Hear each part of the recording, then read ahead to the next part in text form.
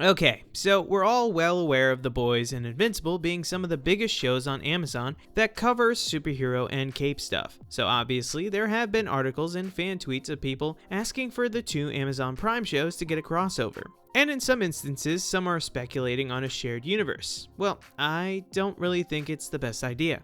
And I get it, they're both ultra-violent superhero shows with way more brains than they get credit for. They both live on Amazon Prime. They both deconstruct the cape genre in wildly different ways. So why not mash them together, right? Well, hang on. Because just like eating pizza and ice cream at the same time sounded like a good idea when you were 10, mixing these two shows might not be the genius move that fans think it is. So today, let's talk about whether we really need an Invincible The Boys shared universe, or if it's better to just let each one stay in their own lane, because God knows that we're done with the multiverse right now. All that and more in today's video.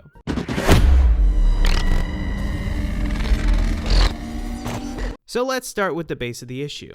Shared universes are basically Hollywood's favorite toy right now. Ever since the MCU turned crossovers into billion-dollar events, every studio has been trying to build their own version of it with mild degrees of success and massive degrees of failure. And to be fair, audiences do indeed eat it up. There's something super satisfying about seeing characters that you love pop up unexpectedly in other stories. It makes the world feel bigger, more connected. It gives fans more to obsess over and theorize about, and meme into oblivion. So with The Boys universe expanding, we've already got Gen V, Diabolical, and The Boys Season 5 dropping sometime next year. And Invincible finished up their third season this year, and with more coming soon. So the question starts to pop up, what if they crossed over? It makes sense. Both shows are distributed via Prime Video, both tackle superheroes, and both have a lot of blood and violence in them. So naturally the questions and speculations do indeed pop up. What if we got Omni-Man versus Homelander? In an official capacity, not the fight that Death Battle did. Or in matchups where both characters were featured in Mortal Kombat. Or Mark trying to navigate a world where Vought is running the show, and him dealing with Stan Edgar and not Cecil, as the unflinching tough guy managing a bunch of superheroes. It's a wild idea, but that doesn't mean it's a good one. Because in my eyes, it would seriously be a mismatch of tones that each series is known for. But don't just take my word for it. Even the people behind both shows weighed in.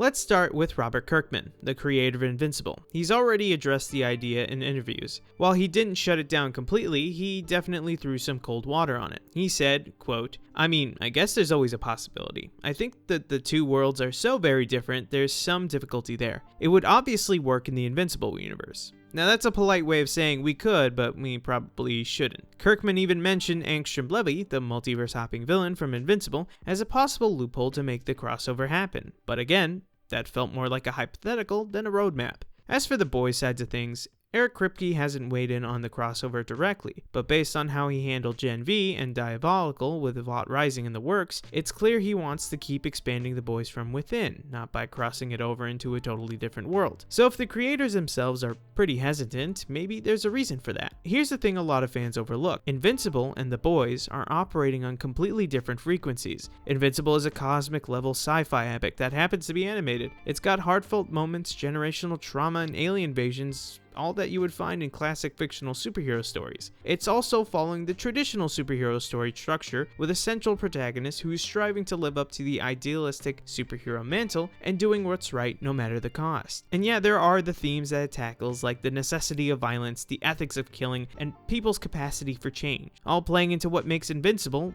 The Boys, meanwhile, is dark satire at its best and its worst. It's all about politics, media manipulation, toxic masculinity, and capitalism run absolutely buck wild. Sure, it's violent, but the violence usually has a punchline, or at least a pointed bit of social commentary behind it, or even in some cases, it's purely for shock value. The basis of The Boys is taking everything we know about the world that we live in and adding a sadistic bent to it, asking and answering the questions, if Superman were real, wouldn't there be a chance that he'd be the biggest alive? Mashing these two together isn't like mixing peanut butter and jelly. It's more like putting sushi and mac and cheese together. Excellent on their own, but just off together. They both have superheroes, but they mean totally different things when they show the things that they show. A crossover might be fun in a one-off special, but long term, you'd risk flattening what makes each universe so unique. Let's not forget, we've seen what happens when studios rush into shared universes. DC tried to force the DCEU into existence without the careful build-up that Marvel had done. They took their crossover crossover team and establish 3 heroes in their own spin-offs, and one not until literally the end of the movie continuity. The Flash, I'm talking about The Flash. Constant reboots, inconsistent tones, audiences being a bit skeptical, and some of them being quite fanatical actually. Even now, James Gunn is trying to salvage the whole thing, doing it his way. Even Marvel isn't immune. With the multiverse saga, some fans are already starting to feel overwhelmed, and Marvel Studios, the people who started this whole shared universe craze in the first place, are actually trying to make proper changes to fix that. So even they aren't infallible. The fact that we're hearing the term Marvel fatigue shows us that in fact crossovers and shared universes eventually have a limit. So when we talk about throwing Invincible and The Boys together, are we doing it because it serves the story or because crossovers are cool? It's basically the basis of fandom on the internet. It's the reason why people mod their favorite characters into games and why channels like Death Battle are so successful. We like seeing our favorite stuff mixed together and seeing how they will interact. It's purely natural to want those things. And also, please do not see this as a dig at Death Battle. I actually enjoy their content. I'm just using them as one of the best examples of my point. There is a market for crossovers, but not everything needs to interact with everything else in an official capacity. But, however, let's play devil's advocate for a second. If there was a crossover, what would be the best way to do it? Maybe a non-canon animated special could be perfect. Something What If style. A parody. A multiverse episode where Invincible, probably during the Angstrom Levy fight during Season 2, makes his way into the Boys universe and discovers how Vought runs things and their heroes. Maybe he gets into a scrap with Homelander but doesn't kill him. Maybe he encounters Butcher and Huey and the rest of the boys and they just trust him because he's not a hero that they're keeping tabs on and he just appeared out of nowhere. That way, you keep the core storylines intact. No messy lore mixing, no tonal whiplash, and just a fun one-off that respects both worlds. Because, let's be real, we know what would happen when Omni-Man and Homelander would face off, and Homelander ain't winning. If you're a fan of both properties, you know exactly why. So do we really need an Invincible The Boys shared universe? No, we don't. These are two smart and mostly well-crafted superhero shows, and part of what makes them work is how different they are, in tone, in structure, and in purpose. Cramming them into the same sandbox might be fun for a minute, but it could also ruin the very thing that makes them great. Let them stay separate, let them thrive. And also, to be completely real with you, we do not need to give the poor animation team over at Invincible any more work on top of what they already have. In a world where everything is getting a crossover with something else, it feels like pop culture is becoming this giant mass of stuff, and everything starts getting diluted by the other.